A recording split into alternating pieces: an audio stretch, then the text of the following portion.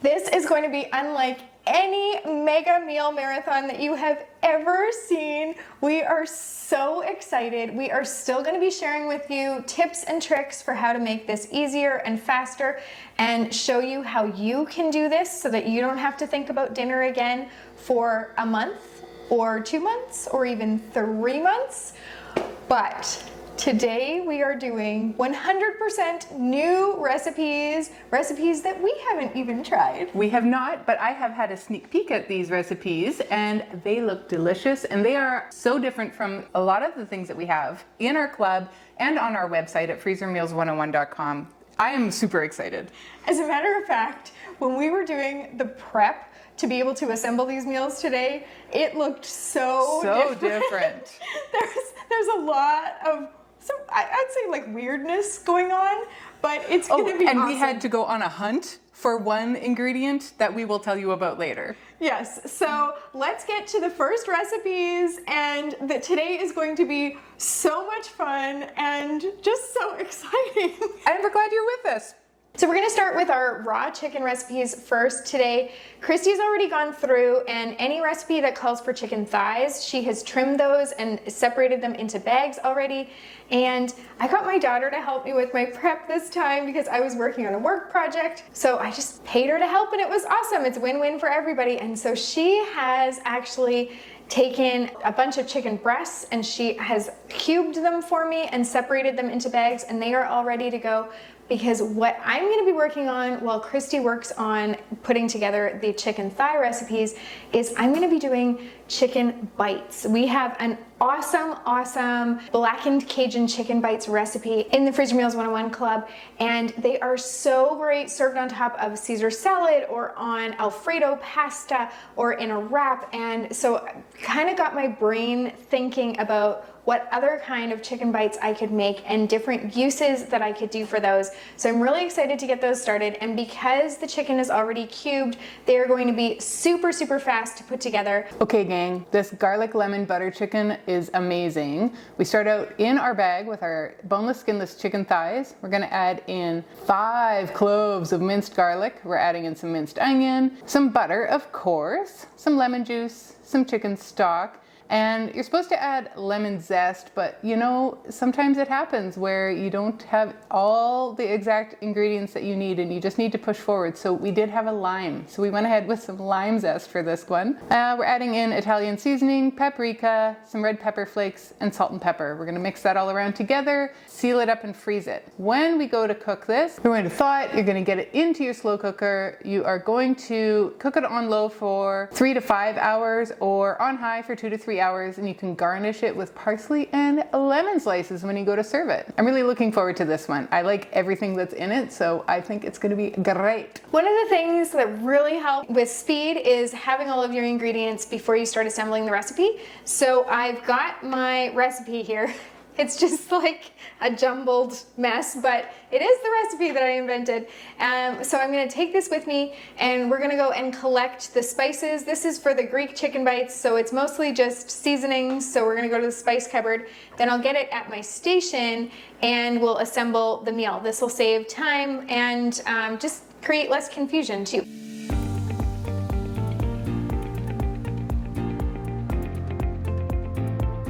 For our Greek chicken bites, we've got our raw chicken in the bag. Then we're gonna add some dill, oregano, coriander, cumin, cinnamon, salt, pepper, olive oil, and lemon juice. Get that all mixed together in the bag, get your air out, seal it, freeze it. Now, I'm most excited about these Greek chicken bites of all the chicken bites because I already have a plan for them and I can't wait. So what I'm gonna do with these, and I'm probably gonna make this tomorrow to be honest with you, or the next day, because this is like the one I've been most waiting for, and I bought the other ingredients to be able to do this already.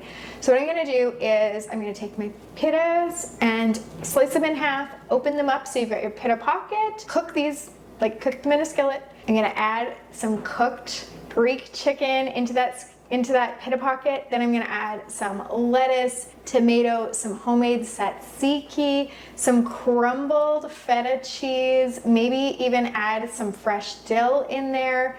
some baby tomatoes, purple onion. I'm gonna make like a souvlaki kind of idea. I can't wait. One of my daughters is really excited about this one too, and she keeps asking like, when can we make those? And I'm like, well, I have to get the chicken in the freezer, make sure that it freezes, thaws, and does all the things well so that I can be able to tell people that this one really worked before I can make them for you. But the other thing that you could do with this is you could have it in gyros. I think that's how you pronounce it. It's Gyros. You could actually dip these into tzatziki. Like just have it like you would do like a chicken wing. Like just, you know, have your little scoop. You could serve this with hummus.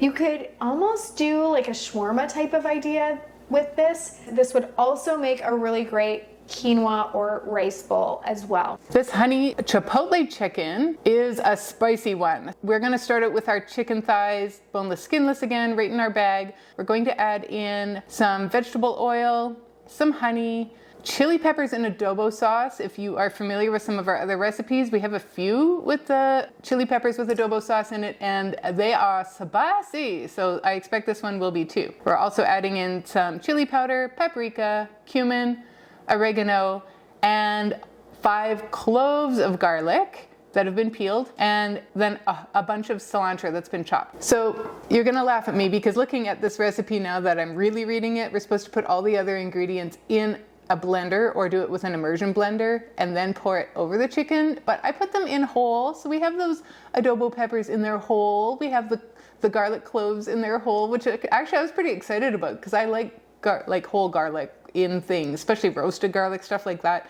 But I didn't do that because I didn't read my recipe properly. So we'll probably make this again in the future if we like the flavors, and we will do it properly. But for now, you get what you get. And again, you move forward.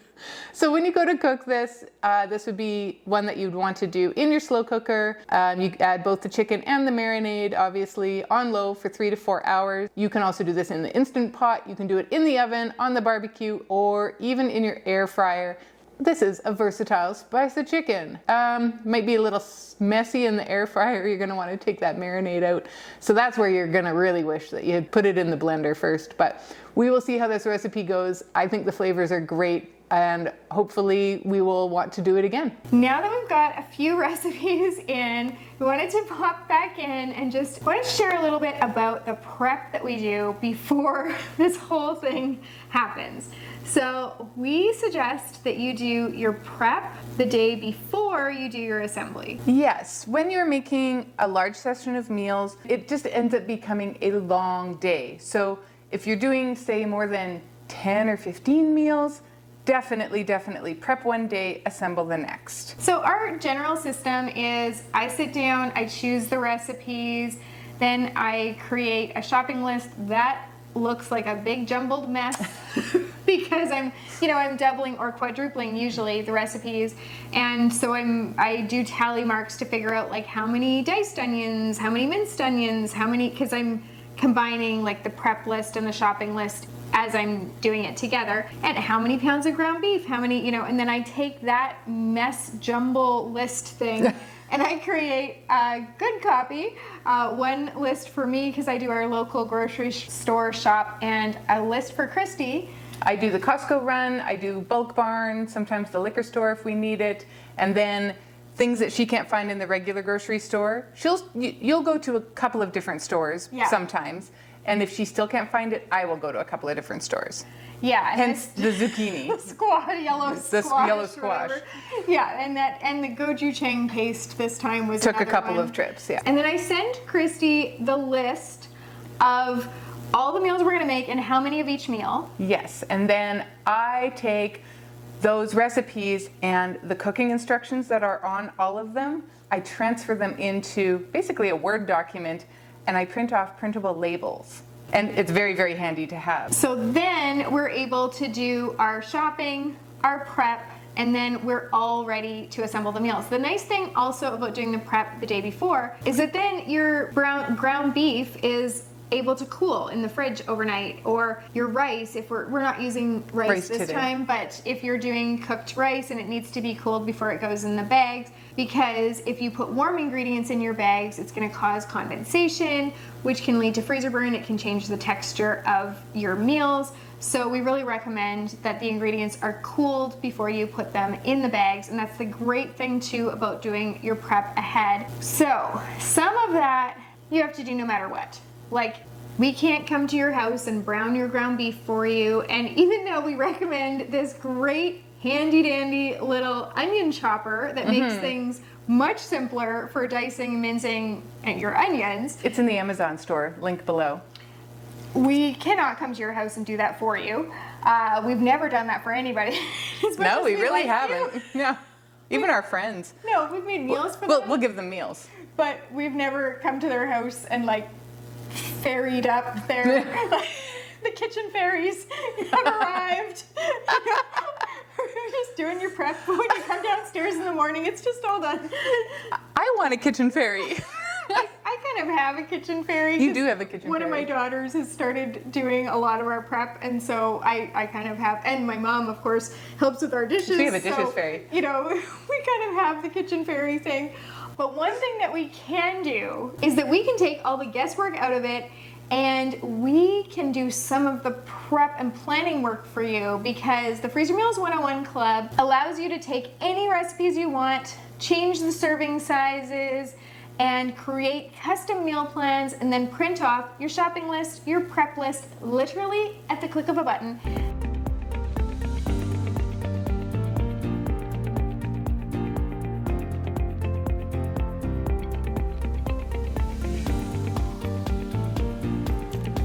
And printable labels. Printable labels, of course. With the date and cooking instructions for each recipe. So all that work that we do up ahead, you don't actually have to do. Your work can start at the grocery store point. The reason that I can't use the Freezer Meals 101 Club myself for this kind of video is because these are all recipes that I've been inventing over the last 2 months. Therefore, they are not yet in the club, because only meals that freeze well, thaw well, cook up well, taste amazing, and are approved by many people get into the club, so that you can then choose to cook with them, because we don't want to give you experiments. That is reserved for our families. Yes, they get to be the guinea pigs, and although we do love to hear feedback from you when you have new recipes, when you're trying out new things on your family or with your family, however you want to look at it. And we love hearing the feedback. So now we're going to make some more recipes of these new, non-tried and true, experimental. And fingers crossed, with any luck, they will end up in the club. And you'll also see that for some of these, we're doing 2 versions of them so that we can test and see which version is better. We've had one situation in the past where we combined 2 versions kind of together. We took the best of each version and combined them. We've had another situation where we could not decide, and we kept And so now both. there's 2. This Hawaiian Huli chicken looks really delicious, but I have a confession to make. It was also supposed to go in the blender, and I did not read my recipe very well. I just did the ingredients. So I was supposed to put part of the sauce after I blended it into a bag to baste it on, but we don't have that. So I guess the option could be, we could honestly throw it on the stovetop. You know, you take your chicken out, throw this on the stovetop, heat it up. You could still baste it. It would work. It would be fine to do that. So in our bag, we start out with our boneless, skinless chicken thighs. We're going to add in minced garlic, brown sugar, some ketchup, a whole cup of pineapple juice, and here is where I realized, you know, if I don't have help doing this, I'm gonna lose this bag, it's gonna spill. So we put it in a bowl. Charlotte grabbed a bowl for me, and we put it in there, and then it worked a little bit better after that. We added in some ginger. We used the squeezy tube ginger because it's nice and fresh and it's easy to use, and we don't have to mince it. We add in some Worcestershire sauce, some low sodium soy sauce, cider vinegar, smoked paprika, and some pepper. Now, I don't have it separated out and put it into a medium bag. What you would normally do is do that and then staple those bags together so that they're in the freezer. You want to make sure you staple above the seal or you're going to have a mess when you go to defrost this. When you go to cook this, you would allow it to thaw, remove the chicken from the marinade and just do it on the grill, or you could do it in the oven. And you want to brush the marinade from the small bag and broil it for a little bit. And you want to serve this with grilled pineapple slices. Yes, you do, because that's delicious. And if you've never done it, you need to try it. For the lemon pepper chicken bites, you've got your raw cube chicken in the bag. You're gonna add some lemon juiced minced garlic. Just use it from a jar, it saves time. Then some lemon pepper, oregano, cayenne, and a tablespoon of olive oil. Squish all of that together in your bag to combine it. Then you're going to get out as much air as you possibly can, because when you're freezer cooking, air is going to be the thing that causes freezer burn. Then you're going to lay this flat in your freezer. When you go to cook this up, it cooks up so quickly because those chicken bites are already really small. So you're just going to cook this up in a skillet. The great thing about these is that there's so much versatility in the way you can serve them. You can serve these in chicken salad sandwiches. You can make a rice or quinoa bowl with these, or you could serve these in a wrap. For the garlic butter chicken bites, to our raw cube chicken, we're gonna add some olive oil, butter, Italian seasoning, red pepper flakes, a little bit of lemon juice, and some salt and pepper. We're gonna get that sealed up after we take the air out, and we're gonna lay that flat to freeze. Now for this one, on the day you go to make this, you are gonna need a few more ingredients. I did forget to write those on the label because it's our first time doing these recipes. Everything is not gonna be perfect, but I just added them with a Sharpie. So when you go to make this, you thaw it, get it into your pan. It's gonna cook up really quickly, and then you're gonna take your chicken out and you're gonna deglaze your pan with some white wine, a little bit of hot sauce, and some minced garlic, because what would garlic butter chicken bites be without garlic? And then the great thing about this is, again, they're super versatile, so you can serve them just with your regular side dishes, just as your protein, or you could serve these on mashed potatoes with some gravy on top. I think these ones are going to be really interesting to try, and I think once we've had them, we'll be able to think of even more ideas of what we can make with them. These ranch chicken bites are a 3-ingredient recipe. We've got our cubed raw chicken in the bag, then we're going to add some olive oil, dry ranch seasoning. That is it. That's all. Get that all squished together, sealed up in your freezer, and then after you've cooked this up in your skillet, you can serve these in wraps or on salads. I think this actually would make a pretty interesting chicken salad sandwich version as well. I do imagine that what I'm going to do with mine is do like a wrap with just some lettuce, tomato, just some really simple things in there, and it'll make a great lunch.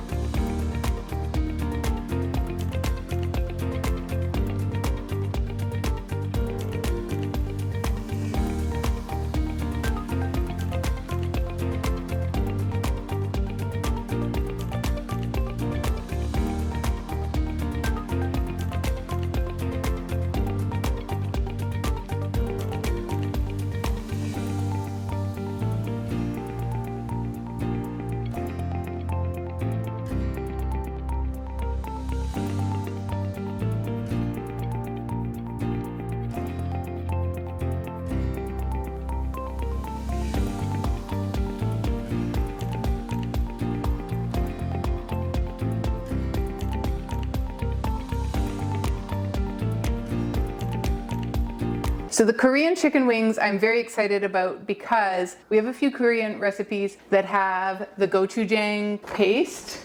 It's this guy. It is spicy and flavorful, and it's part of Korean barbecue. So if you've ever had Korean barbecue, it's likely got this. Super, super good and exciting. So these Korean chicken wings, we start out with 3 pounds of chicken in our large freezer bag.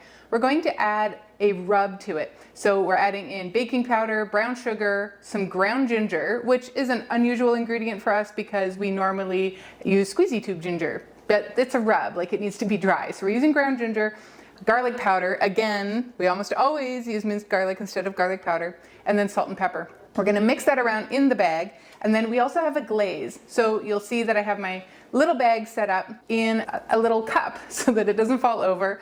I'm gonna add in low sodium soy sauce, a bit of water, the gochujang paste. Now, the more you add, the spicier it is. So I've got 3 or 4 tablespoons happening here, and then we're going to add in some honey, some brown sugar, some butter, some sesame oil, and then I actually closed it all up and realized I had forgotten to add the rice wine. Now, rice wine is actually sake.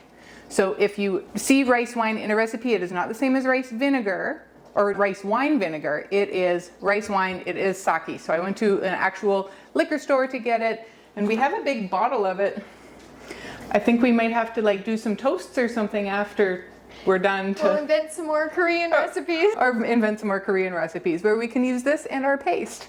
So we're going to get the air out of those bags, staple them together, and throw them in the freezer. So you're gonna laugh at me. I looked away and I looked back and I'm like, oh, I thought I got all the air out of that bag. So I did it again. And then I looked again and it was still puffing, like there was still air in it. Do you know what it is? It's the baking powder in it that is activated. And so it is producing air. I do want to get this into my freezer as fast as possible to stop that oxidation or the puffing up. I don't even know what the off-gassing is, but it's really funny because I'm like, I am so sure that I had got all the air out of these bags. So then on the day that you go to cook this, you are going to thaw it. You're going to take a foil-lined cookie sheet and then put a baking rack on it and then spray that with some oil so that it doesn't stick. We're going to bake these at 400 degrees for 35 to 45 minutes. Flip them. We're going to broil for a few minutes and flip them. And then while we're doing that, we're going to get that glaze on the stove. We're going to get it simmering just for 5 to 7 minutes, kind of near the end of when your chicken wings are done cooking. You're going to set aside a 1/4 cup of that for dipping sauce, and then the remaining sauce you can add as a glaze on your wings. So I don't know how you do this at your house. You can use it with a brush, like a barbecue brush or a pastry brush, or if you have like a big, maybe a metal bowl or a big bowl, and then you add your sauce to that and you flip them around in the bowl. That's kind of my favorite way to do it. It makes you look really, really professional and fancy, and if you're doing this at a party, your friends will be very impressed. For the chicken soup with ginger and turmeric, we've got our boneless, skinless chicken breasts in our bag. We're gonna add diced onion. To Christy's bag here, I'm gonna add diced celery. I'm allergic, so I don't add that to my bag. Then some minced ginger, some sweet potatoes that are peeled and cut into cubes, some thyme, salt, pepper, a bay leaf, some turmeric, coconut milk, and a splash of lemon juice. Now this also calls for chicken broth, but I'm just gonna add a note on the label to add that on the day of cooking because otherwise this bag is gonna be way too thick, and we're trying to keep the bags as thin as we can so they take up less room in the freezer when we're making so many meals at a time. When you go to make this, you thaw it, add it into your slow cooker and just heat it on low for 8 hours or on high for 4 hours. And then you shred the chicken or cube it before you serve it. And of course, you're gonna add in the chicken broth before you cook it. You can also do this one in the Instant Pot. So Christy was saying earlier that we had some trouble getting one ingredient. we looked. I posted in our local moms Facebook group and said, has anybody seen yellow squash, which is just a yellow zucchini, but this time of year you see them around, right? It's fall. They're everywhere. And they are not right now. So I did ask at H&W because that's they're really great with it. It's called H&W Produce. Like that's the place. And so the cashier's like, well, we usually have it. I'm sure we have it ordered. I'll find out for you when it'll be in. She did. She called the manager right then. And he's like, I am having trouble getting it from my supplier, from our distributor. I don't know when it'll be in. My daughter went to 2 or 3 stores. Christy went to 2 or 3 stores. And nothing. Christy's sister-in-law came to the rescue. She saw my post in the moms group and she's like, do you need some yellow zucchini? I have some. She goes, I only have 2. I got it from a neighbor, but you can have it. And I'm like, okay, I need 4, but 2 will do, and let's just get it done. Totally. But I have to tell you a funny story, and Christy doesn't know this part, and I purposely made it so that Christy didn't know this part, but so her sister-in-law came over this morning to drop these yellow squash off. Charlotte and I are neighbors. We're 2 doors down, so it's easy. Like, my sister-in-law knows exactly where Charlotte lives, not in a creepy way. And her sister-in-law's great. Yeah. But, so she comes to the door, and she's got this bag, but she also brought something else, and I'm gonna go grab it. Hold on, because this is the part that was hilarious. My kids were laughing. They were like, what is that? Hold on. I don't know what she's gonna get. Oh, she did tell me. I have a coho salmon.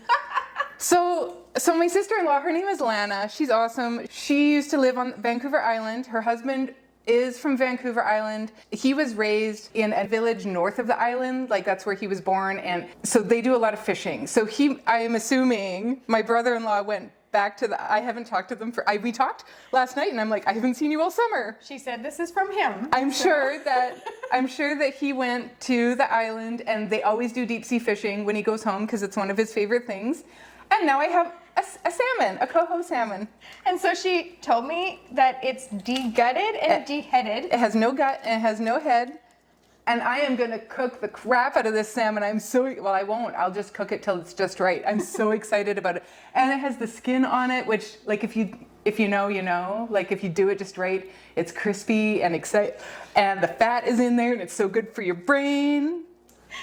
This is such a treat. You have no idea. So Christy gets to take this home with her on her first run. I'm gonna. Because what we do is we have a cooler sitting on my front steps that Christy just fills with her freezer meals. Put it in my cooler, and then once it gets to a point where I can't lift it anymore, like I'm like, if I lift this, I'm gonna hurt myself, then I throw it in the back of my car. I run it home. Like I said, I'm only 2 doors down. I fill my freezer, throw my empty cooler back in, run over here, and we're done.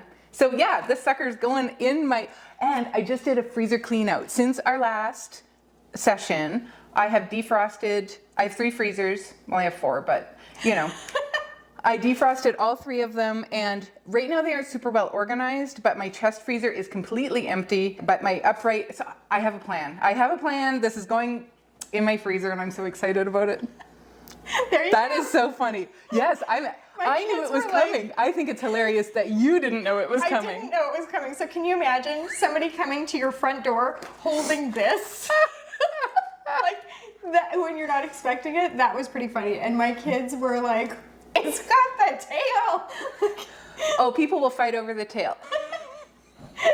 So there you go. Okay, we're going to get back to some meals here, but I just had to show you your gift. Here we were excited about the zucchini.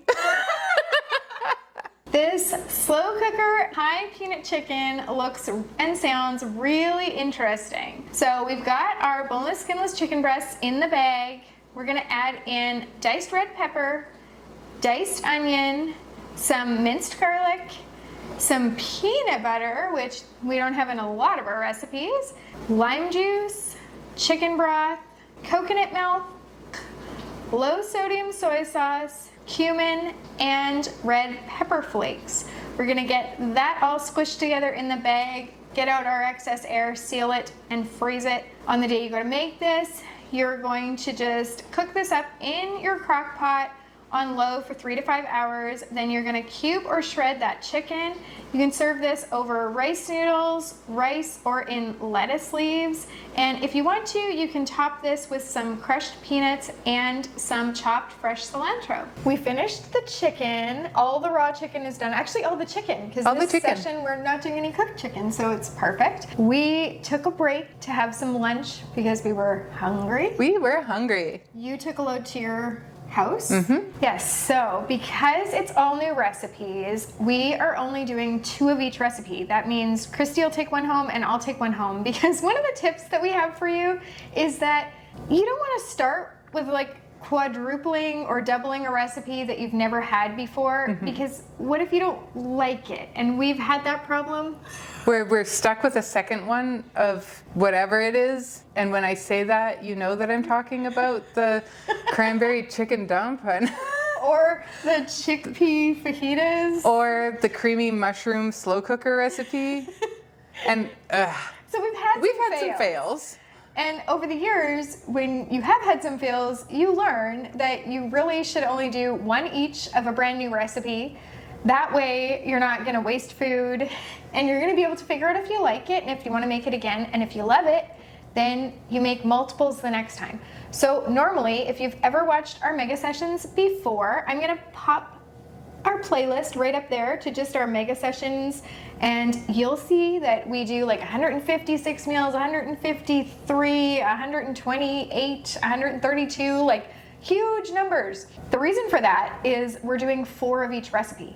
So it doesn't really take you any more time to make 4 than it would to make 2. So it's really fast. You've just got your 4 bags laid out and you're just going, you know? Today, we're only making 2 of each recipe, so we're not going to end up with over 100 meals today. We're kind of thinking it'll end up somewhere in the 60 to 70 range. Yeah. We never fully know for sure. Until we're done. Until we're done, because sometimes we invent recipes with the extra prepped ingredients, or things come up and we might even be able to make less than we intended. You just never know. Mm-hmm. That's our plan, but if you see in the videos, you're only gonna see that we're making 1 bag of each of the meals. We're actually making 2. One is off camera. If you watch the B-roll video where we're scurrying around the kitchen, you'll see that we've always got 2 bags on the go each, and we're putting the same ingredients into each bag. It's just that it's so much easier for you to see if we've just got the 1 bag and we're showing you like exactly what's going in there. So this afternoon we are gonna do ground beef recipes. Yes. And we've got only 1 salmon recipe that we're trying. So we've got salmon that we're doing, and probably shrimp. Probably get to shrimp. In a perfect world, we would get to the pork recipes today too, but we'll have to wait and see. I don't know if that's being overly ambitious. We might have to save those for tomorrow. What's funny is if we're doing 60 to 70 meals, really when we do our mega sessions, there's lots of times where we are finished the first day where we've got 80 meals. Easily. Yeah, but then we're doing 4 at a time, so it goes by that much faster. So yeah. I don't think we're going to be able to finish in 1 day. But we could surprise ourselves. You never know. We do have a bit of a time limit because my husband does have a work event tonight, and therefore I am going to be in charge of the toddler, and so, you know, we can't do this and take care of a toddler at the same time, although I do have older kids that could help, so you never know. We're not ruling anything out at this point. No. The only other thing I have is I'll have to take my son to a football practice, but that's a 20-minute round trip. So we could, we'll see. Yeah. If we have like 5 or 6 recipes left, we'll probably push through. Can you imagine? No. To finish in 1 day, and then tomorrow, because we've earmarked that day for this. Of all the things that we could do. We could just have this free day. I know what you would do with your free day. My free day would be very different. I would start editing this video. Yes. Before we get started, I do have to tell you, normally when we do our ground beef prep, I am a total stickler I like to use my skillet. We often recommend that you do it on a cookie sheet because you can do so much more faster. But this one, I was like super lazy about it. I did it in my slow cooker.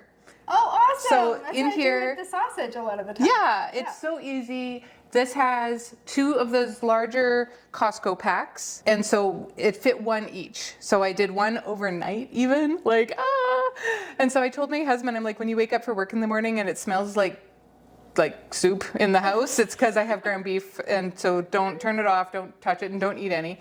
And so in the morning, I have the mix and chop. It's one of these suckers. Charlotte's got 2 of them. And I just go in there and it did really, really good. And I drained it. I have a giant colander. I drained it all in that and threw it in here. And then I did my second batch. And so I didn't even have to touch it. Is it as nice and browned as it would have been if I had done it in my skillet? No. Is it going to matter in the Sloppy Joe's casserole that we're doing next? No. It's probably not going to matter a whole lot. So I'm glad that that was done, and it made my prep a lot easier. As mentioned, we are doing the Sloppy Joe casserole. We are going to start out by cooking our pasta so that it's just undercooked a little bit, because once you freeze it, you're going to be cooking it again and we don't want it to get mushy. So this is how you avoid that. So we're going to undercook our rotini. So once it's cooked, we're going to drain it and allow it to cool. We're going to take some cheddar cheese and put it in a medium-sized freezer bag. And then that rotini that we had cooked earlier, we're going to put that in a large freezer bag. Also in the large bag, we're going to add some browned ground beef, some diced onion, some minced garlic, some diced green pepper, some tomato sauce, a bit of ketchup, some Worcestershire sauce, some chili sauce, chili powder, and salt and pepper. You're going to mix that bag around so we don't even have to dirty another bowl, and get the excess air out, seal it up, and freeze it. When you go to cook this, you're going to allow it to thaw. You're going to put the large bag contents into a greased casserole dish and then top it with the cheese. Bake uncovered at 375 for 20 to 25 minutes. So since we're working on ground beef, I thought I would tell you a little bit about this, which is one tip, very important, is that 1 pound of ground beef is equivalent to 2 1/3 cups once it's browned. And so we just keep a 1 cup measure into our ground beef, and then we can easily scoop it into the bag after we measure it out. That's a big time saver.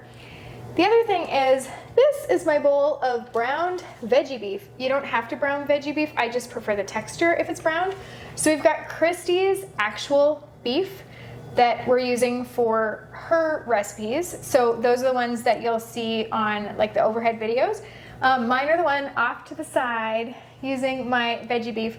I just did want to mention it because if you are a vegetarian or you're just trying to eat less meat in general, then just so you know that all of these recipes that we're using today, you can use a ground beef substitute with them and they will work just fine. For the ground beef bulgogi, we're gonna have our browned and cooled ground beef in our bag. Then we're gonna add diced onion, minced garlic, minced ginger just from a squeezy tube, some soy sauce, rice wine vinegar, applesauce, and sesame oil. We're gonna squish those things all together to combine them, get out the air, seal it, and freeze it.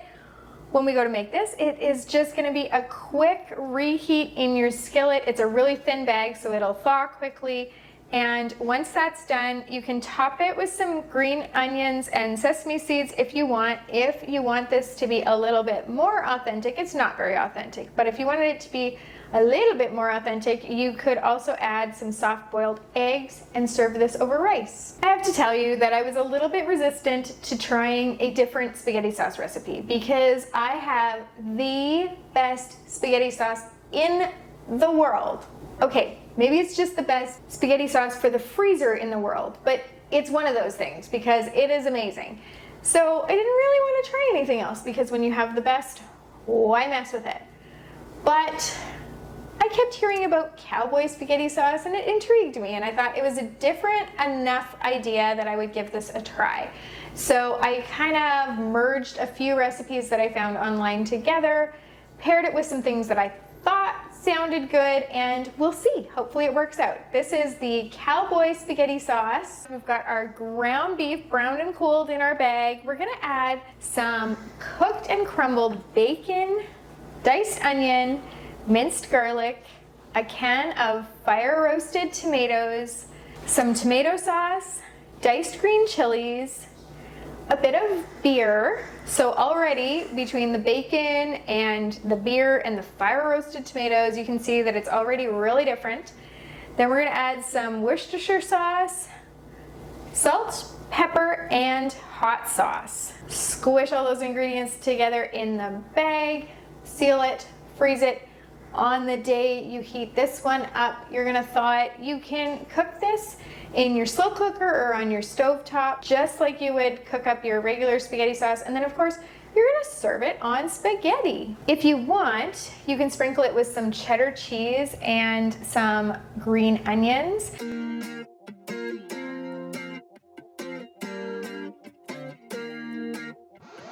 I feel like I'm afraid to say how I feel, to know I let you down. Cause late nights turn to days, don't wanna let you down.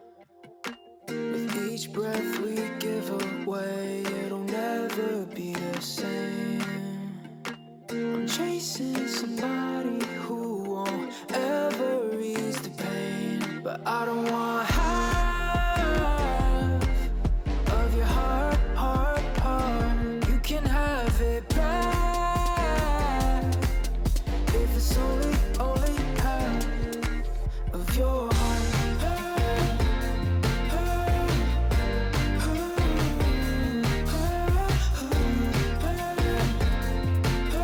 If it's only half of your heart.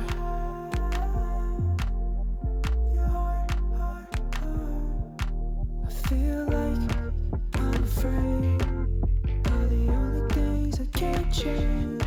I live life on a page that was written too long ago. I don't want half of your. This is something that we have been wanting to do for a while. We have talked about it many times in our videos for the last year or so maybe. It's called Cincinnati Chili, and it is a very specific kind of chili. When Charlotte was doing the research on this, she discovered that there are very strong opinions about what can go in at Cincinnati Chili. It's kind of like putting beans in chili in Texas. People have very strong opinions about that too, and if you aren't sure, just ask them. And I have to jump in here and say that there were even, like, you're not actually even supposed to cook the Right. brown the ground beef first. It's supposed to like let it cook up in there, which just grossed us both out in a way. Like, We like to be able to drain the fat off. and to get the texture, like the crumbly Yeah. texture. Anyway, so this might not be completely authentic because we did cook our ground beef ahead, so I just needed to jump in and say that. There's a few other schools of thought about like caramelizing your tomato paste, Right. which we're not doing, and all kinds of things. But this is our version of Cincinnati chili. So with those departures, this is our version of Cincinnati Chili, and actually it looks really good and really interesting. Start out with 2 pounds of ground beef in our bag that have been browned and cooled. Thank you very much. We're going to add in some minced onions, some tomato paste, a bit of tomato sauce, and then we are going to load up on the spice train. Get ready. Chili powder, oregano, cumin, cinnamon, allspice, cloves, cayenne, bit of brown sugar, some salt and pepper, some Worcestershire sauce, and some apple cider vinegar. And here's something I didn't expect, an ounce of unsweetened chocolate. So you're going to put all of these into your bag, remove that excess air, seal it up and freeze it. When you go to cook this, we're going to start by thawing it and adding 4 cups of water. We're going to do it in a stovetop pot for 1 to 2 hours. And then you're going to serve this over spaghetti topped with finely shredded cheddar cheese, minced raw onion, and oyster crackers. If desired, you can add a can of kidney beans on top as well. So this kind of came about because my family growing up, my mom always made chili and put it on spaghetti. I grew up in northern Alberta, nowhere near Cincinnati, but people jumped on it right away and they said, you know, they do this. It's called Cincinnati Chili. It's a little bit different, right? Because my mom did not put cinnamon and chocolate in ours for sure. And so that is one of the ways that you can serve it. We don't even know what oyster crackers there are. We're going to have to search that up. There is a note here, a fun fact. You can also serve this on a hot dog and call it a coney. So I'm really curious to see how this one goes. I'm super excited about it, and we'll be sure to report back. We have been trying to get a good Philly cheesesteak freezer meal going for quite a while. We've got an awesome chicken cheesesteak recipe that just tastes amazing. It's simple, but oh, the flavors it's just perfect. And you know, you can find that recipe on the website. But we have tried a traditional Philly cheesesteak, like with the steak or whatever, and it was a flop. It just kind of fell flat. That was at our last mega session that we made that. So this time we are going to try a ground beef Philly cheesesteak. Don't hang us. I know it's not traditional because it's ground beef, but we are also looking for more ground beef recipes. So, you know, kind of killing 2 birds with 1 stone here. So for this, first you're gonna take 8 to 12 slices of provolone cheese. We got it pre-sliced, so it's even got the little paper in between, making it really handy. And we just added that into a medium-sized freezer bag. Then in our large bag, we've got our browned and cooled ground beef. We're gonna add a sliced onion, minced garlic, sliced green pepper, some steak seasoning, a little bit of pepper, and some beef broth. We're gonna get the air out of both bags. We're gonna staple them together above the seam and get those in the freezer. When you go to make this, you're gonna saute that ground beef mixture in a skillet just until your onion and peppers start to soften. Then you're gonna make a cornstarch slurry, which is when you mix a bit of cornstarch with some cold water and mix that into your ground beef mixture so that it starts to thicken. You're gonna spread some mayo on some hoagie rolls, put your provolone cheese slices down, add your ground beef mixture on top of that, add more slices of provolone, and then you're gonna wrap those in foil and bake them in the oven. Okay. Look at it. Like it just, I've been stirring, and if I just sit there, it comes back out. Okay, so this is what happens when you're making all new recipes. Of course, you're gonna have blunders and you're gonna learn things along the way. So we've just had a few things. One is like, I couldn't find like chive and onion cream cheese, which I need for something, so I just went out in the backyard and got some chives.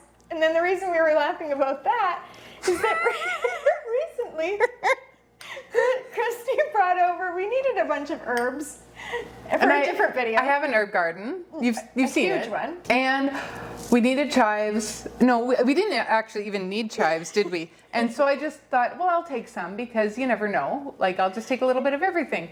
And so they were just kind of growing on the edge there, and I just grabbed them and cut them with my scissors and brought them over to Charlotte's. So when it was time to make the recipes and I was chopping up the other things, we were going to sprinkle them on whatever we were having for lunch. We were making these amazing soups. It was a soup.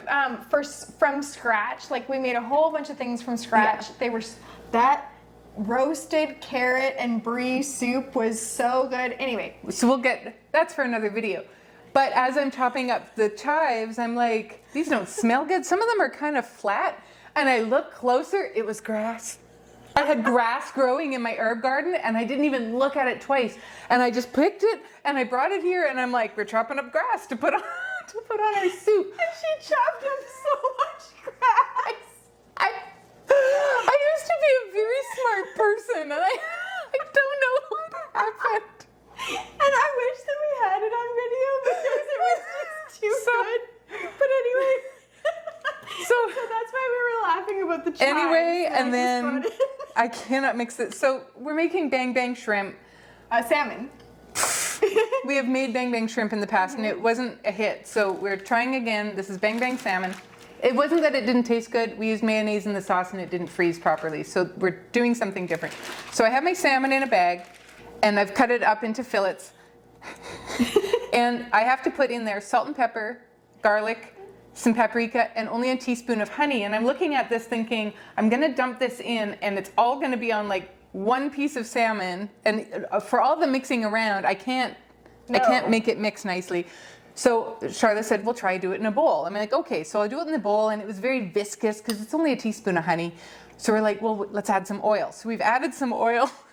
I cannot get it to blend in. I've been stirring this sucker for 2 minutes, and it won't blend in. So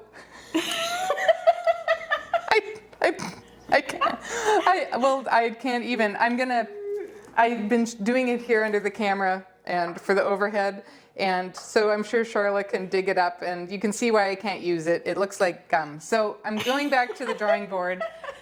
Are you glad that we do this for you so you don't have to figure this out on the fly? We do the experimenting so that by the time the real recipes get into the Freezer Meals 101 Club or onto the website or both, they taste good and they're not hard to make anymore. So I think for sure I need to have oil in the salmon. Okay, so I have a new idea. I don't think we can put honey in. No honey.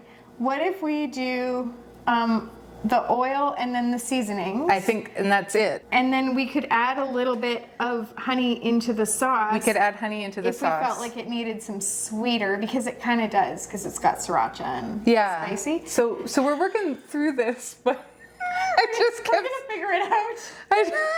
I just kept stirring this, and the oil would not stir in. And I'm like, this is a scientific anomaly. I feel like... So honey and oil mixed together about as well as oil and water. Apparently, and we had a good giggle over it, and we thought we should share with you some of our challenges along the way. That and the chives. Don't put the don't put the grass on your soup. No grass.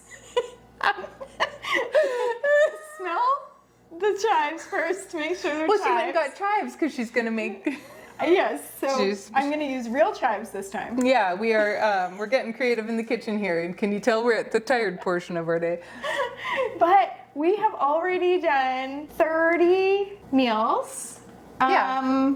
This will be 32, 34. So yeah, we've done 30 meals. So we're not quite to the halfway point, but okay, it is getting to be sort of late. I just looked at the clock and I was like, but it's only 2 o'clock. No, it's 4. Yeah. We're not going to finish all these today, but it feels like it's only 2 o'clock. We have made good headway. I feel good about it. And Charlotte's mom was here for a little bit helping out with dishes and stuff, and she's left now, but she said, you guys seem so much more relaxed. And maybe when we aren't doing 4 at a time, it is a little bit more relaxed. I even felt that in my prep though. Well, there's less to buy. There was less to buy. Prep. But also, I think even just the idea of we're making 150 meals can sometimes be overwhelming. Yeah. So thinking like, we're making 64 meals, like no problem, right? So anyway, it's just gone a little bit smoother, except for it really is different doing all recipes that you don't know. And the other thing is usually in our mega sessions, we mix tried and true recipes with some experiments and some new ones that I invent and all of that. And the nice thing about that is that as you're making your tried and true ones, you're already dreaming. You know what it's going to taste like. You know when you're going to serve it or how you're going to serve it, or even like if you're going to have guests and serve it to them, like you're thinking about that already. Whereas these, they're all experiments, and I'm like, well, we can't be serving these to company. No. But it's okay. I'm not worried because with our Freezer Meals 101 Club, we do a monthly cooking class, and for that, we do tried and true recipes. So this month we've got one, early next month we've got one, and so we will end up with meals from that because we cook along with you. So we do end up with our own, like we walk away with our own meals from that. So I was like, it's okay. We'll be okay. We'll have ones that like are sure winners, even if all of these if every one of them is a bust. I don't think that will happen. I think we'll be okay. But this isn't it. We have to get them made but the first. Bang Bang salmon, we got to go back to the drawing board on. Okay, we got through the Bang Bang salmon. It actually happened. So here's how it ended up going together. First, into our bag, we're going to add our salmon fillets. In a small bowl, I was then mixing together some salt and pepper, some minced garlic, some paprika, and a tablespoon or 2 of olive oil. I mixed that together and then put it in the bag on top of the salmon and sealed it up, and I mixed it around really, really well so all sides of the salmon were really evenly coated. And then I could seal that one up, get out the excess air and seal that up. And then in a little bit bigger bowl, I added some Greek yogurt, some Thai sweet chili sauce, sriracha sauce, a teeny bit of rice vinegar, and a little bit of honey. That's where the honey went, not in the salmon, it went in the sauce. And so I mixed that together really well, put that in a medium-sized bag, stapled the two together, and now it is in the freezer. When we go to make this, we are going to thaw it out. We're going to brush some of the sauce, the Bang Bang sauce, onto the salmon, and then bake it at like 400 for 20 minutes-ish. And then when you go to serve it, you can brush the rest of the sauce on, and then you sprinkle it with some green onions and some sesame seeds. This is going to be really good. The Bang Bang shrimp that we had made previously was actually really good. It just didn't freeze because it had mayo in it. So we are really hopeful about this one. I'm sure it's going to taste good, and I'm glad that we had this trial run where we get a chance to, make sure that the recipe does go together before we really pass it on to you and it ends up in the club. Okay. We had a baby. We've had another adventure. See, this is what happens when you don't do these recipes ahead. All right, so this is the potato ham soup. I cannot tell you how heavy it is. Oh my goodness. So what happened is we had a bit of math trouble. Well, I'm not going to say it's trouble, but it was like... It wasn't actually a math problem. It was It was the potatoes being frozen together problem. No, it was, okay. So we got this recipe. One of our club members, Kathy, emailed me a recipe and told me that she had made it not as a freezer meal, but just fresh. And she was wondering about, she'd heard that I was kind of looking for some recipes using hash browns as the potato and experimenting with that, which is true. I've got 3 recipes in this video that are exactly that experiment. So she sent me this recipe. And so it called for 5 cups of shredded hash browns. And I had these big, like 1 kilogram bags of shredded hash browns. And I was like, it's frozen. This is gonna be so hard to like break apart enough to measure. So I'm like, I have to figure out how many pounds or like kilograms or grams or whatever. In a cup. So I went, this gets weird. So then I said to Christy, like, I don't want to take my phone because my phone is recording the overhead things. I'm like, I don't want to take my phone off the tripod.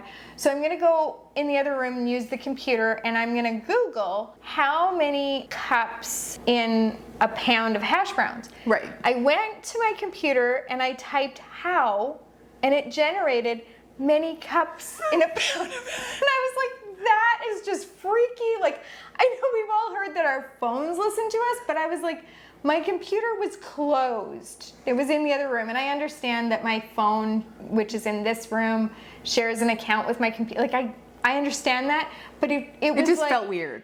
That's weird. That's was just weird. weird that my computer's reading my mind. Like, we recently got a robot vacuum. We named it Rover, and our that's a little good guy, name. he'll go over to it and he'll be like, Rover's sleeping. When it's not working, Rover's vacuuming. You know what I mean? Anyway, so he's Rover. And so we now have a robot vacuum, but I don't really want like a robot brain thing. Like, I don't want my computer to be reading my mind. You don't have an Alexa or a Google. No. You're not into that. No. No. I'm a little bit afraid of technology. Don't start writing things in the comments. I'm not actually afraid of technology, but I'm like, well, little technology hesitant, maybe. Technology aware. Yes, sure.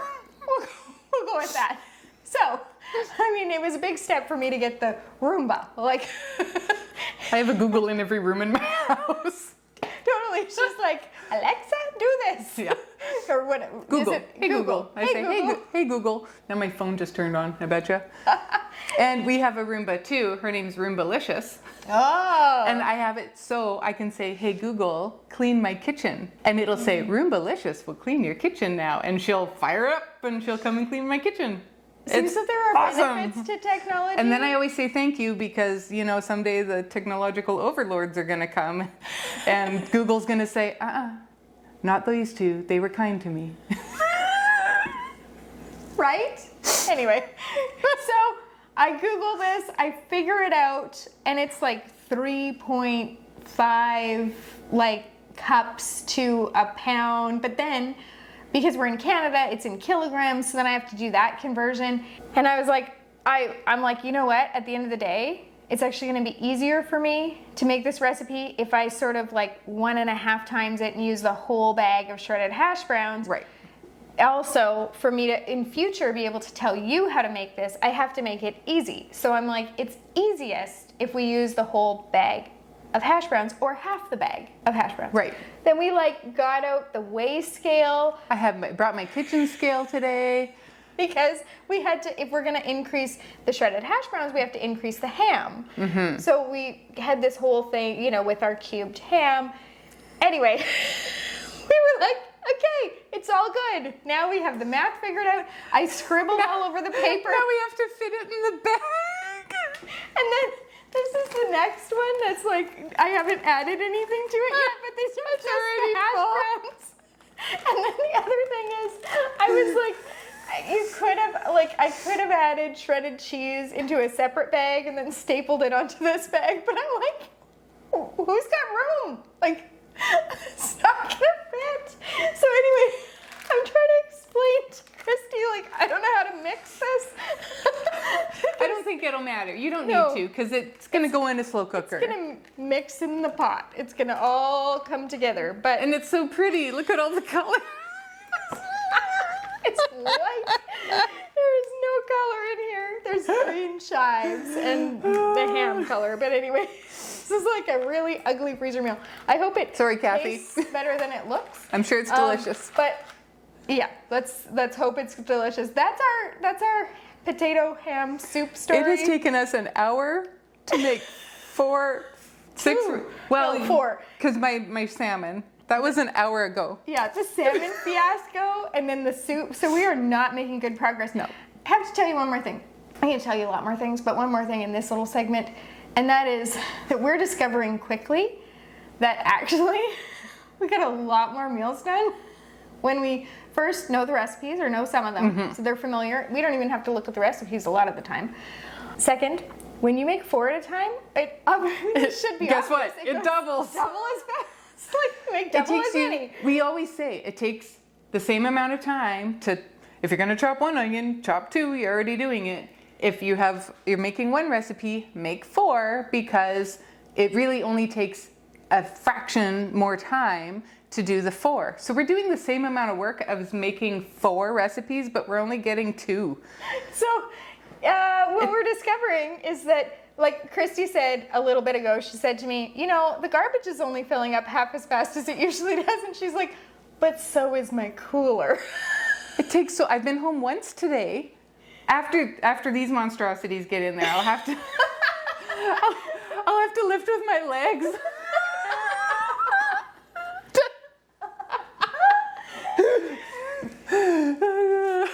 So true. But yes, okay, next time we are, I think, I'm not gonna call it yet. I'm not gonna say like we're gonna for sure go back. Because when I was doing the prep, let me tell you, I'm like, we should do this every time. I know. But so, now I'm not so sure. I know. So we don't know. Stay tuned to the rest, like to the end of the video when we give you our final verdict about if we'll do this format of like all new recipes ever again, or if we'll go back to like some tried and true at least, so that we can make 4 of those and just bang them out. Like it's so fast. Right? Whereas this is like you're changing recipes, which means you have to go search for the ingredients for every recipe. You have to like get all your stuff out. Like You're re-rating stuff after the fact.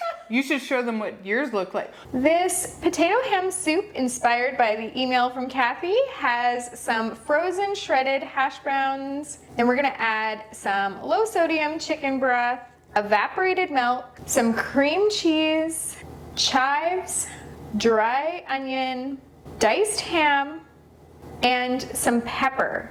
You can instead use a chive and onion cream cheese, but that's not available in our area.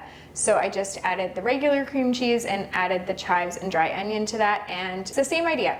You're gonna squish that together in your bag, seal it, get out your air. Now you can cook this in the slow cooker on low for 4 to 5 hours, or on high for 2 to 3 hours, or you can cook it on your stovetop, bring it to a boil, reduce the heat, and simmer, covering it for 30 minutes. When you serve this, you can sprinkle your bowls with some shredded cheddar cheese and sliced green onions. Chili lime shrimp. We have another recipe that is similar to this called tequila lime shrimp, so I would be curious to see how they compare. We start out in our bag with our large shrimp that has been deveined and detailed, and we just use frozen shrimp from Costco that's already prepped for us. It makes it super simple. Into the bag, we're going to add lime juice, minced garlic, lime zest, olive oil, chili powder, salt, paprika, and pepper. We're gonna mix it around as best as we can.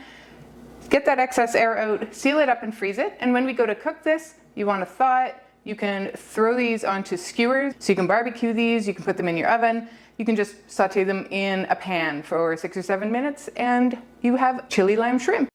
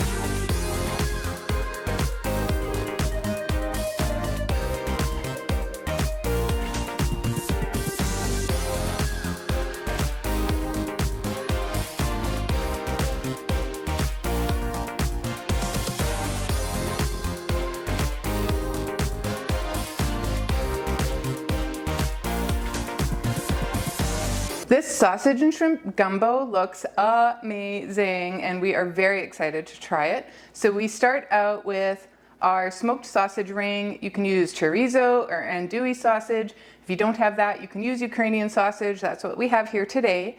We're adding in some diced onion, diced red pepper, diced celery, unless you're Charlotte, and then we skip that part because she's allergic. We're going to add minced garlic, diced tomatoes from a can, tomato paste, Cajun seasoning, cayenne, thyme, oregano, a bay leaf, some salt and pepper, some hot sauce. We just added a tablespoon of Frank's, but you can do that to taste. So if you want it spicier, you go ahead and add as much as you like. Optionally, you can also add in a cup of okra. It could be frozen, it could be fresh. What we could add in is a couple of cups of chicken broth. I didn't add it in here. I wrote a note on the bag afterwards to add that in on the day of cooking. And then in another bag, we're going to add our shrimp so that it is in its separate bag. We're going to get those all sealed up and stapled together. On the day you go to cook this, you're going to dump that bag with the sausage in it into your slow cooker, cook it on low for 6 or 7 hours or on high for 3 to 4 hours. Add your shrimp in for the last 30 minutes. Gumbo is best served over rice. I have been wanting to make baked potato soup as a freezer meal for years and years, but because raw potatoes don't freeze well, I was kind of stuck. And of course, I could have made it like at the stove and cooked the whole thing through and then frozen it. I knew that was always an option, but I just had it in my head that maybe there was a way to do this as a freezer meal raw. So we're gonna give it a try. I have no idea how this is gonna be, but you never know until you try, right? So into our bag, we've got some frozen diced hash browns. Then we're gonna add minced onion, some peeled and diced carrots, butter, salt, pepper, 2 bay leaves, some thyme, heavy cream, sour cream, and those fresh chives from the garden. We're gonna get that all squished together in our bag. We're gonna make a note on the label to add the chicken broth on the day of cooking. On the day you go to make this, you're going to thaw it. You're gonna bring this to a boil. You're gonna bring this to a simmer in your stovetop pot. Then you're gonna shake together 1/3 cup flour and 1 cup of water and stir that in to help thicken the soup. You don't want to put that into your freezer bag though, because it will cause the whole thing to separate. You're gonna add your chicken broth. You're gonna simmer this for 25 minutes, stirring it occasionally, and then you're gonna run an immersion blender through it until it's nice and smooth. You can top this with some crumbled bacon, shredded cheese, and more chives if you want, or some green onions, so it's gonna taste like a baked potato. In theory, I hope. For this potato and chickpea tikka masala, it's a bit of an experiment because I'm not sure how those hash browns are gonna do in these meals. Therefore, I chose to make it 2 ways. We're gonna start here with the one using potatoes, and then afterwards I'll show you the next one. We've got our frozen hash browns in the bag. We're gonna add some drained chickpeas, a diced onion, some minced garlic, some ginger from the squeezy tube, crushed tomatoes, fire roasted tomatoes, coconut milk, some frozen peas, diced yellow pepper, minced jalapeno. If you don't like things spicy, you can take out the seeds and membrane because that cuts down on the spice. Some garam masala, paprika, cumin, salt, coriander, turmeric, and a bit of sugar. You're gonna squish this together in the bag, which is difficult because it's a very full bag at this point. Get that shaken around. You're gonna get your excess air out of there, seal it, and freeze it. When you go to make this one is just an easy slow cooker meal. It just gets tossed in the slow cooker. You're gonna cook it on high for 4 hours. Then you're gonna add a tablespoon of lemon juice just to brighten it up at the end. You can serve this with rice or naan, and if you want, you can sprinkle it with fresh cilantro. When I put the tikka masalas together, I have to say they were actually a lot of work. There's a lot of ingredients in there. The bags are really full. There's some cans to open. It's not like a lot of work because things were prepped, but it's a lot of ingredients. And I'm kind of glad that we're trying two versions, because if I had put in that much work and for the potato one and it wasn't good because the whole hash brown idea that I have doesn't work out, then that would have been pretty disappointing, because the flavors in here do sound amazing. So this one is made with sweet potatoes, which I know freeze and thaw really well. So this one is very similar to the last one, but it's a sweet potato version. So into the bag, we've got our peeled and cubed sweet potatoes. Then we're gonna add some drained chickpeas, minced garlic, minced ginger from the squeezy tube, a can of crushed tomatoes, can of fire roasted tomatoes, a can of coconut milk, some frozen peas, diced yellow pepper, minced jalapeno, garam masala, paprika, cumin, salt, coriander, turmeric, and that little bit of sugar.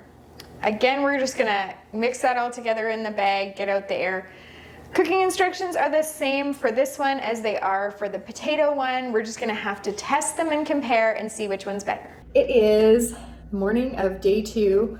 We did not film like a end of day 1 thing yesterday because Christy ran out to go to football, came back to assemble some more Two more meals, and then ran out again.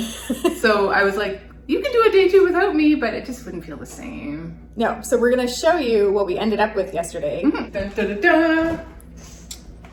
The grand reveal.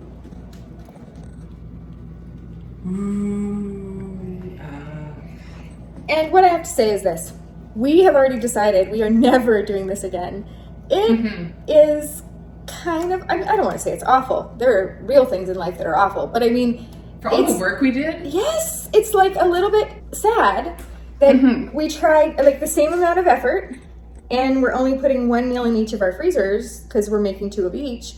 Whereas normally we'd be putting 2 meals in each of our freezers for the same amount of work. It's so slow going. I think yesterday we ended up with 48 meals. Now normally that would be double. We would have had almost 100 meals done in one day. And that would have been almost a record for us. And I was just as tired as if I had done 100 meals. I was just as, we did the work with half the profit. So we're not ever doing this again. No. But we are excited to try these new meals. And after today, I mean, whatever. We're still not going to have a big number. And I'll feel better because I was dwindling down to hardly anything left in my freezer. So I feel better already that I even have 32.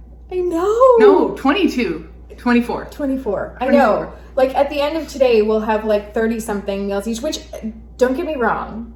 I'm so happy with that, and so much better than nothing. But that's only a month or a little more than a month's worth of meals. Whereas usually after one of these mega sessions, we end up with 3 months of meals. So it's a really big difference for us. And we've just made the decision that we're not doing it this way again. We will still try new recipes and make 2 of those, but we're gonna add in some tried and true in the future so that we get, 4 2 meals each of those, and that it just goes so much faster. More bang for your buck. We live and we learn, and again, we're doing this so you don't have to. And we can tell you definitively, if you're gonna do it, go for it. Go for it and do 4. Or do Go hard or go home. Yeah, because we're going hard and we're only halfway home. I know. Okay, we're gonna start day 2. Yay! Slow cooker garlic sausage and peppers is fresh and really pretty once it's all done here. We start with our sliced garlic sausage ring. We're going to add in sliced peppers, red, yellow, and green. We're adding in sliced onion, minced garlic, diced tomatoes. Now, we have a 28-ounce can of diced tomatoes, and this only calls for 14 ounces, so you're using half a can. You might as well double this and use your whole can, then you have 2, or, as we've been preaching today, make 4, because, if you're doing the work, it doesn't take that much longer to just assemble the next one as well. Also add in a teaspoon of Italian seasoning and some red pepper flakes. Mix that around in your bag a bit, and then freeze it. On the day you go to cook this will go nicely into your slow cooker. Cook it on low for 4 or 5 hours, or on high for 2 to 3 hours. And we even tossed around the idea that this might be a good one to do on a sheet pan. So we will see what we end up with. For our sheet pan maple Dijon sausage, that's a tongue twister. For our sheet pan maple Dijon sausage and veg meal, we're starting with a garlic sausage that's sliced already in the bag. Then we're gonna add in some peeled and cubed sweet potato, some frozen Brussels sprouts, purple onion in large chunks, minced garlic, some olive oil, Italian seasoning, pepper, maple syrup, gotta throw some Canada in there, here and there, and Dijon mustard. We're gonna squish that together in our bag and get out our air and seal it. On the day you go to make this, it's such an easy one. You're just gonna thaw this, throw everything in that bag onto a parchment paper lined baking sheet. You're gonna bake this at 400 degrees for 35 minutes, and it's pretty much your whole meal. This Crockpot pierogi and Kielbasa casserole looks amazing. We have other pierogi casseroles. This one is meant for your slow cooker, so I'm super excited to see how it's going to turn out. Into my large freezer bag, I start out with my garlic sausage ring that has been sliced. I add in 32 ounces of pierogies, which is approximately 4 cups, and I actually counted them for you. It is 30 pierogies. You're going to also add in some salt and pepper, some cheddar cheese that's been shredded, and some chicken broth. Get the bag closed and get it sealed up, and then into a medium-sized bag, you're going to add some more cheddar cheese, and then staple those bags together before freezing. When you go to cook this, you're also going to want another cup of chicken broth, and you're going to want some cream cheese, like a 8-ounce block of cream cheese. So you can pretty much cook this from frozen. As soon as it is wiggly in the bag, you can get it into your slow cooker. You want to cook it on high for 3 to 4 hours or on low for 5 hours. 30 minutes before serving, you will take your chicken broth and warm it up on the stove, add in your cream cheese, and you can do this in the microwave too. And you just want to whisk it together slowly until it's incorporated nicely. And then you pour that over your pierogi mixture, and then you can top with some shredded cheese. You want to cover this and cook it for that last half hour, and then top it with sliced green onions when you go to serve it. Christy and I are a little skeptical about the Zuppa Toscana because neither of us are kale fans. However, I do have some kids that love kale, and so we're willing to give this one a try, and we're curious about if maybe the fact that the kale is like in a soup, if that will like help us texturally, because for me it's more of a texture issue with the kale, so we'll see. Into our bag, we've got our ground Italian sausage that's browned and cooled. Then you can add some cooked crumbled bacon if you want. I forgot to get mine prepped, so I didn't add the bacon. Then we're gonna add some peeled and cubed sweet potatoes, some minced onion, minced garlic, all of that kale, some fennel, although I did not add fennel into Christy's bag because she's not a fan, paprika, pepper, and it calls for 6 cups of chicken broth. I added 2 cups into the bags, and then I made a note on the bags to add chicken broth on the day of serving. A Tetra Pak of chicken broth is 4 cups, so if we just add one of those, it'll equal our 6 cups. When you go to make this, you're going to thaw it, put this into your slow cooker, add that chicken broth, 2 cups of water, and then cook this on low for 5 to 7 hours. You're then gonna add 1 cup of heavy cream, stir that, and just keep it in there until it's heated through, so not very long at all, and then it's ready to eat. This is when you could add your crumbled bacon as well if you're like me and forgot to add it to your bag. So we've reached the portion where we have some leftover prepped ingredients and I need to do some inventing. Now we're to the inventing portion, and you know, it's early-ish and I feel pretty fresh, and I'm excited for inventions, where normally I might roll my eyes a little bit. She has been known to grumble. do that. But I'm always appreciative because you do a great job of it, and we've come out with some real winners. So I go along. This time I actually wrote down, Okay, 2 of the recipes that I'm inventing, I actually wrote them out. Oh, yeah. Because in the past, sometimes I haven't, and we've discovered like some really amazing recipes, and then we want to make them again. But if I didn't write them out, then we're kind of stuck. Or you have to go back and look at the video. And then you're like looking at the measuring cup beside the bag, and you're going like, you're zooming in, and like, how much does that look like? Anyway, so we have a little bit of ground beef left and some veggie beef left, just enough for 1 meal each, so just like 1 recipe. So for that, I think I'm gonna do this like potato ground beef skillet thing, because I also, you know, I've been doing all these things with experimenting with hash browns to see if that will work kind of potato-like, because potatoes don't freeze well, raw potatoes don't freeze well. And so it's kind of stopped us from making a lot of recipes that we could have made. Now we do like a mashed potatoes that are, because... But they're cooked. Or a shepherd's pie because they're cooked. Yeah. And we've done some like beef hash and tater tot things because they're the frozen. So we're using a lot of different hash browns this time to see if we can kind of emulate potatoes. And we'll see. But because I do have some hash browns left and the ground beef left, so I'm gonna try another, you know, potato experiment with that.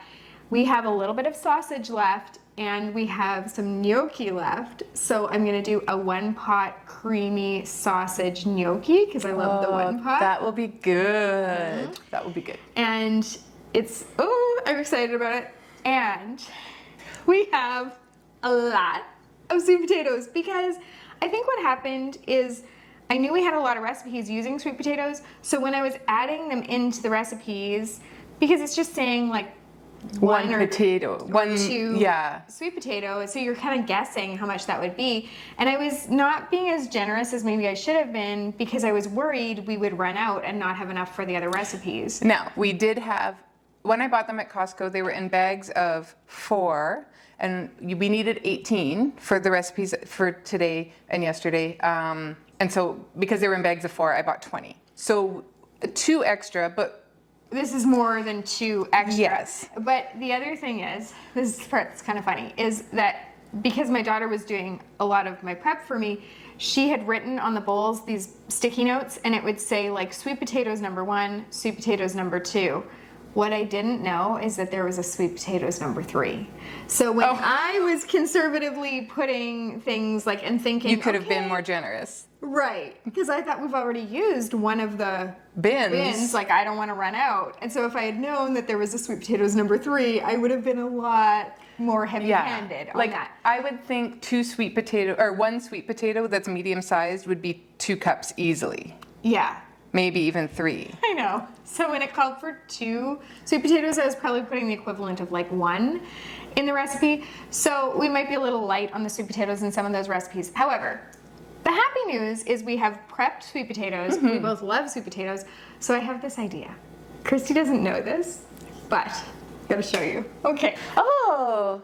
So I always have canned pumpkin because I have the most amazing pumpkin muffin recipe in the world. It was my grandma's, and it's in the club if you want to check it out. But I always have canned pumpkin so I can make those like year round.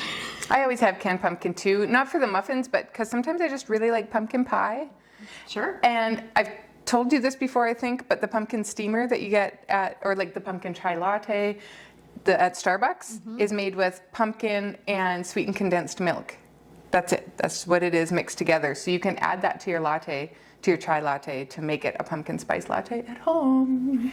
Save a little bit of money that way. Yeah. So I also was telling Christy just yesterday that a few days ago, I went to a local coffee shop. Well, it's like a cafe here. It's a really sweet, like locally owned cafe. Yeah. And I went in to get myself a London Fog, which is like my hot beverage of choice. And it's like my kryptonite a little bit. A little. But I saw on their menu that they had like fall features and there was a pumpkin soup. And I got some for myself. First, I asked them if there was celery in it because I have a celery allergy, and there was not celery in it. So I got some. I brought it home. I had it. Now I could tell it was like they had gone with an immersion blender through it, so I couldn't totally deconstruct everything that was in it. I could tell there was carrot in it. I could tell there was onion. Obviously, there's pumpkin. It was very mild in terms of the seasonings, and I thought if I made one, I would Bump that up. bump that up. Yeah. But I kind of have pumpkin soup on the brain, and it is fall. Yeah, I think we should do a So- pumpkin soup. So you want to make pumpkin soup out of sweet potato. Sweet Yes. potato soup, like Sweet pumpkin soup. potato pumpkin soup. I love it. And I've kind of researched this a little bit. And so we are gonna do this. Now, I'm gonna do a bit of pumpkin pie spice in there, but I think that I need something on the spicy side, like either like a chipotle. Oh, a cayenne. Yeah. Oh, or- but I like the chipotle idea because Yeah. it's, I know. if you do cayenne, then it just tastes like your butternut squash curry Right. with the cayenne, like with the heat. So I'm I like the thinking chipotle idea. If I do a chipotle chili powder in there, then it'll offset the sweet of the pumpkin pie, and it'll kind of, But it'll still blend well with the pumpkin pie spice. yes. So Okay. I have these ideas. We have no idea if they're gonna turn out, but it's always fun to try, and I will write that one down as well. Write that one down because that does sound really good. And then I know that I'm still gonna have extra sweet potato left over. So one time last year when we did one of these mega sessions, we purposely made some bags of side dishes. And so what I'm gonna do is probably like just olive oil, salt and pepper, maybe a little bit of maple syrup, and just do like a side. Okay, let's make some soup. Okay, we're gonna make all kinds of things, and And I have meatballs coming up. oh, it's getting exciting in I here. know. Because we're wait till you hear these meatball recipes. Oh yeah, they're gonna be great. These banh mi meatball sandwiches, I think, are gonna be really, really good. So we start out with our frozen pre-cooked meatballs in our bag. Shout out to our kitchen scale for getting this right for us because we had 2 meatball recipes and 1 giant bag from Costco. So we definitely wanted to measure them evenly and get them as true as we could to these recipes. So on top of our meatballs, we're going to add in our Thai sweet chili sauce, some low sodium teriyaki sauce, fish sauce, shredded carrots, and some thinly sliced jalapenos, which in this case we just diced them because that's what we had going on. We're going to add that all to the bag, get it into our freezer. When we go to cook this, we're going to thaw it. We're going to heat our meatballs just in a skillet until everything is heated through and nice and bubbly. We're going to cut baguettes into 4 sections and lightly toast them open, and then spread it with some sriracha mayo. Now you can make your own or you can buy it on the shelf. If you make your own, it's super easy. You take a nice amount of mayonnaise, you add enough sriracha until you like the spice level, some salt and pepper, maybe a bit of lemon juice or lime juice, and away you go. You're going to spread that on and then add the meatballs on and top it with some fresh chopped cilantro and some fresh chopped mint. These are going to be amazing. For the ground beef and potatoes, we've got our browned and cooled ground beef in the bags. Then we're adding some hash browns, diced onion, minced garlic. I think this would be really good with some diced red pepper, but we didn't have any left. But if it's good and we decide to make it again, that's what I would add to the recipe. Some minced jalapenos that we had left over, some Worcestershire sauce, Dijon mustard, smoked paprika, oregano, salt, and pepper. Squish that all together, get out the air, seal it, and get that in the freezer. I think for this one, I'm gonna cook it up in a skillet, and I think it would be good served with maybe some shredded cheddar cheese on top and maybe some diced green onions. For this sheet pan roasted garlic vegetable gnocchi, an experiment again.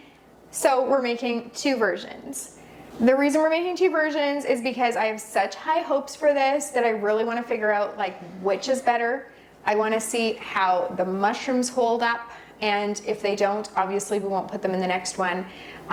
If they hold up really well, I will actually put probably both the mushrooms and red pepper in the next one, because the only difference between these 2 is that there's mushrooms in one, red pepper in the other. I didn't want to put them all together and ruin one of the meals if the mushrooms didn't work well in a sheet pan meal.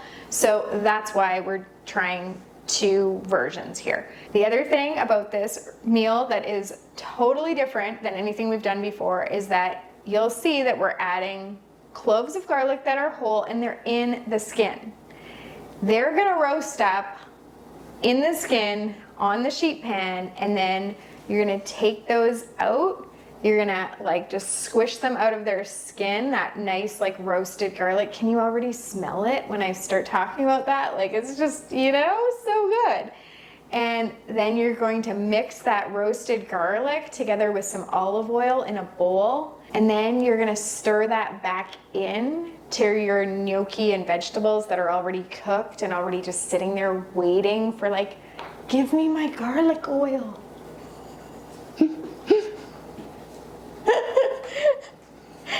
And then you're gonna top it with Parmesan, and if you want, you could add some fresh basil. So now that I've told you how to serve it, I'm gonna show you what's in this meal. Into our first bags, we're adding gnocchi, zucchini, that yellow squash that was so hard for us to get, but thanks to Christy's sister-in-law, we now have a purple onion in large chunks, sliced mushrooms, those garlic cloves in their skins, olive oil, salt, pepper, thyme, and basil.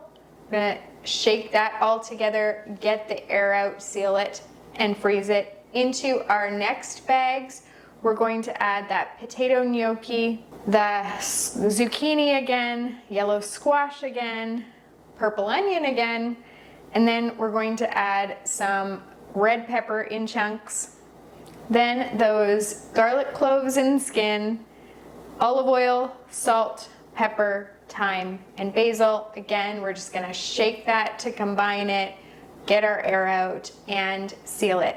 This is a real like dance off, sheet pan off.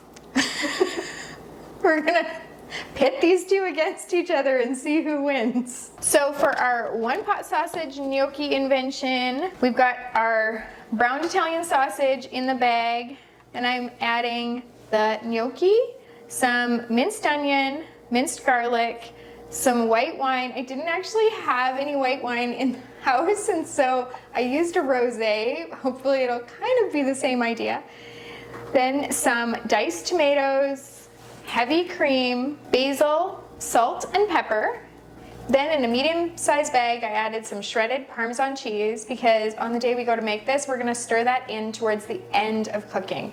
This is all gonna stir up all together. It should be really easy, and I already know it's gonna be delicious. These Mississippi meatballs are reminiscent of our Mississippi pot roast and our Mississippi chicken, so you will be very familiar with this recipe. There's a bit of a twist to it, but again, I measured these out. There's 2 pounds of meatballs in our bags. I measured them out using the kitchen scale. We're adding in some Italian dressing mix, like the little packets like you'd have for ranch seasoning. Speaking of ranch seasoning, we're also adding in a packet of dry ranch seasoning, which is equivalent to 3 tablespoons if you buy it in bulk, because that is what we do. We're adding in a packet of au jus gravy mix, half a cup of unsalted butter, some pepperoncini pepper juice, and then some pepperoncini peppers, 8 to 10 of them. We just remove the stems so that we don't have to deal with it when you go to eat these. So we're gonna get that all into our bag, seal it up and freeze it. When we go to make this, we're going to get it into our slow cooker, throw it on low for 3 to 5 hours, and I think this would be served really well with rice, really well with mashed potatoes or boiled potatoes. You could do this with some sort of pasta, it doesn't really matter. There's no veg here, so you're gonna wanna add a veg or a salad. Enjoy, enjoy. I think these are going to be dynamite. Okay, for the pumpkin sweet potato soup, we're gonna add in our sweet potato, a whole heck of a lot of it. Then we're gonna add in some diced onion, pumpkin pie seasoning, chipotle chili powder, and then a can of pureed pumpkin, and some vegetable broth. Once this one is cooked, we're gonna wanna run an immersion blender through it, and then maybe we'll give it a taste, and we might decide to add some heavy cream or coconut milk to this. If it's not creamy enough, we'll just have to experiment and see how it goes. With the rest of our sweet potatoes, we're just going to divide them between 2 bags. We're going to add in some olive oil, some thyme, some maple syrup, just a little bit. And then we are going to add in some salt and pepper, which initially I forgot, but thankfully I remembered. And then we're going to get that all squished together and get the air out and all the things that we do to the bags. You know, probably if you're at this point in the video, you kind of know what to do with the bags, right? Now, it's going to be really nice to have side dishes on hand. Usually before the holidays, we do side dishes. So we do like our stuffing, our mashed potatoes. We've got a really good like cream corn casserole. We have a few corn casseroles actually that are really good. We do like a sweet potato casserole up ahead. We've got maple Dijon carrots that we like, or no, maple dill carrots. Anyway, we've got some side dishes that we do fairly often around the holidays, but we don't always do them like the rest of the year. And every time I have them, I just appreciate having them so much, because then I can take one of those like chicken marinades that we did yesterday, pair it with the sweet potatoes, and dinner is pretty much done. Just have a rice or something like that, and you're good to go. We are done. We are just cleaning up. We only ended up with 70 meals, which for us is like low. I understand it's a large amount of meals, but compared to usual. And so we know like we have to do this again in like a month and a half. So because it's 35 meals each, and one of them's a side dish, and there's like a soup that might end up being a lunch. So it's probably some of them are massive. There will definitely be some leftovers in our future, so that takes up, you know, other meals. So we're not destitute. We're fine. We're just a little bit salty about it. Like we are. It's like we're used to being able to do the big reveal, which we're gonna do, but this reveal is like a mini reveal. Let's have half a drum roll, please. Da da da da. So it's still great, but it's less than usual. So we're happy. And then the other part is I'm just gonna put it all out there, is like we're used to getting super excited about some of the meals because we love them and we just can't wait to eat them because we know they're amazing. And with these ones, like we're excited to try them, we're looking forward to it, but there's none that we know 100% that we're gonna love. So there just isn't quite that same feeling. So like we said before, we're not gonna do this exact format again, but we did it so that we could get more meals for you and so that we could try and find like amazing, fun, exciting new recipes and share them with you. So I think we've accomplished that, hopefully. Totally. And I would like to give a shout out to our all-star of the kitchen scale, because I think we used it the most we've ever used it. And lots of times I don't even bring it, but this time I just threw it in. I don't know why. And oh boy, did it get a lot of use, and it was very handy to have. So it's not a necessity, but it was a really good thing to have this time. We used it for the gnocchi, the meatballs, pierogies, the sausage. Yeah. We did not use it for the sweet potatoes, but we almost could have because we had so many. And we almost used it for the hash browns. Yes, we did. Thank you so very much for being with us today. We wouldn't be doing these if it weren't for you, and we've had a lot of fun, a lot of laughs. I hope you were able to laugh along with us. Yeah, we did have a lot of laughs. It was very fun. Happy cooking.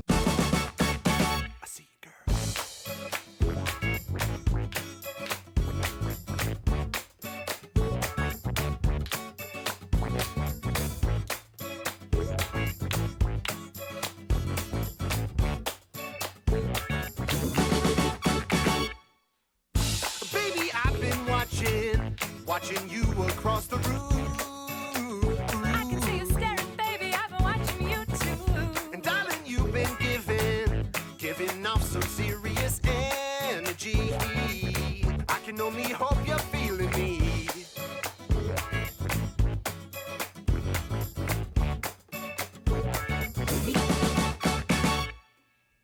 I like the way you're moving. The other boys don't have a clue. Just say the word, then I'll move how you want me to. And now my mind is racing, imagining what you and I could do.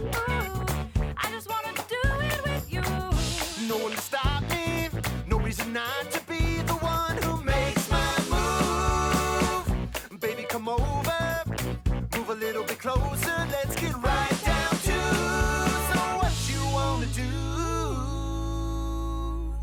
I wanna dance, dance, dance, dance, dance, dance, dance, dance, dance. I wanna dance, dance, dance, dance, dance, dance, dance, dance, dance. I wanna dance, dance, dance, dance, dance, dance, dance, dance, dance. I wanna dance, dance, dance, dance, dance. I wanna dance with you.